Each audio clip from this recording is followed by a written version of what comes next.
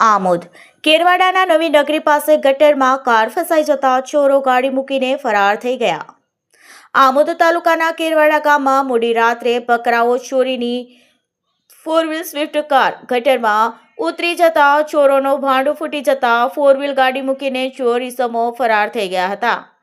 કેરવાડા ગામના સરપંચ દ્વારા સરપંચે સતર્કતા દાખવી આમોદ પોલીસને જાણ કરી હતી। કયા ગામના હતા બકરા, કયા ગામના હતા અને તેનો માલિક કોણ?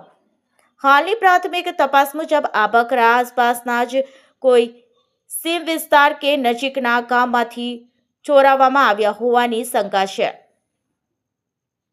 પોલીસ અત્યારે આસપાસના ગામોમાં જેમ કે કેરવાડા, આમોદના અન્ય પરા વિસ્તારમાં કોઈના બકરા ગુમ થયા છે કે કેમ તેની તપાસ કરી રહી છે। હજુ સુધી સત્તાવાર રીતે કોઈ માલિક સામે આવ્યો હોવાની વિગત મળી નથી। કારનો માલિક કોણ હતો એ દિશામાં તપાસ કરી રહી છે। આમોદ પોલીસ કારનો માલિક કોણ હતો? કાર પર નંબર પ્લેટ ન હોવાથી માલિકની ઓળખ કરવી થોડી જટિલ છે।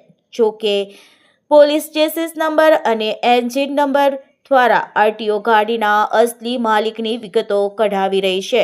ઘણીવાર આવી ચોરીઓમાં વપરાતી ગાડીઓ પણ ચોરીની અથવા સેકન્ડ હેન્ડ લેવાયેલી હોય છે, જેના કાગળો અધૂરા હોય છે।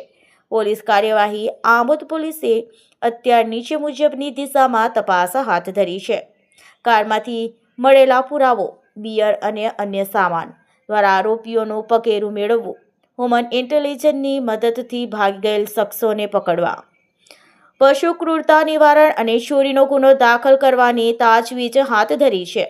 તમારા માટે સૂચના, જો કે તમારા ધ્યાનમાં આસપાસના કોઈ એવા વિસ્તાર હોય જેના બકરા ગુમ થયા હોય તો તેમને તાત્કાલિક આમોદ પોલીસ સ્ટેશનનો સંપર્ક કરવા જણાવવું જોઈએ, જેથી તેઓને ઓળખ કરી શકે। શું તમારે આ વિસ્તારના પોલીસ સ્ટેશનનો સંપર્ક નંબર અથવા વધુ વિગત મેળવવા